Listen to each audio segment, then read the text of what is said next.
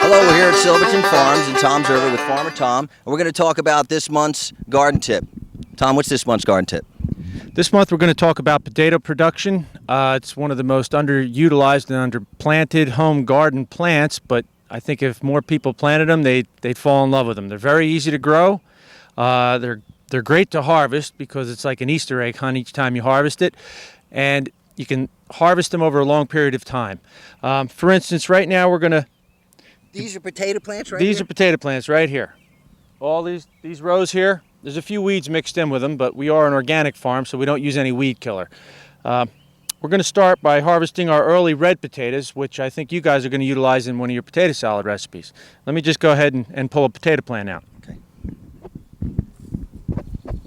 Very easy to harvest. Simply grab the plant and pull. There's usually a nice little cluster of potatoes on there. Then you want to go back down into the soil and just filter through it with your fingers, because sometimes you find some extras. Yep. And there you have it. One plant usually gives you enough for a family, for a good meal. If we left this plant in the ground a little longer, those potatoes would get bigger, but we want to start eating them. We're going to pull another one here so we have enough. See, look at that. That's a nice little harvest right there off of one plant. Almost 5 pounds. Just peel them off. Remember to check your soil, because, see that? Don't want to leave him behind. Over here we have a little bit different variety. These are Yukon Golds. Don't usually yield as heavy. There's one. I'm sure there's a few more in there. But if you've never had a Yukon Gold potato salad, it's out of this world. Yukon Golds are nice and buttery. Put one more, so we have enough of those for some gold potato salad. See all the ones that were still in there? Those little guys are great. Boiled up, a little butter. You look like you're burying a bone or something down there. Well, sometimes I do that.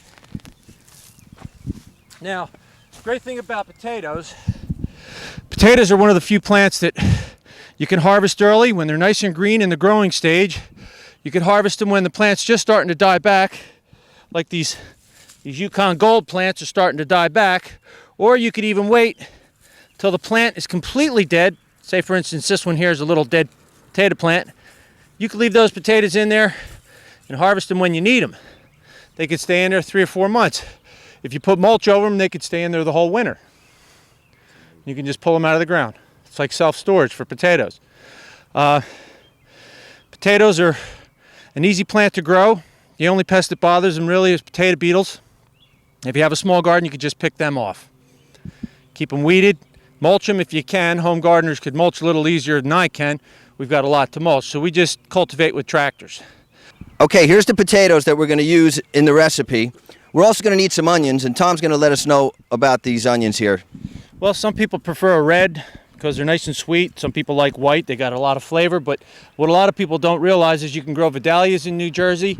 They might not taste exactly like the ones from Vidalia itself, but... Where is that, Vidalia? I think it's in Texas, to be honest with you. Maybe in North Carolina. But I really don't care because as far as I'm concerned, Vidalia is right here in New Jersey. Vidalia's right here. Okay. Here's one it's not really fully grown. They get huge. So But you they got something to say? We start these from seed. They grow real quick, very sweet. So that'll also go into the potato salad. Looks great. Okay. Right out of the ground. Farmer Tom in Silverton.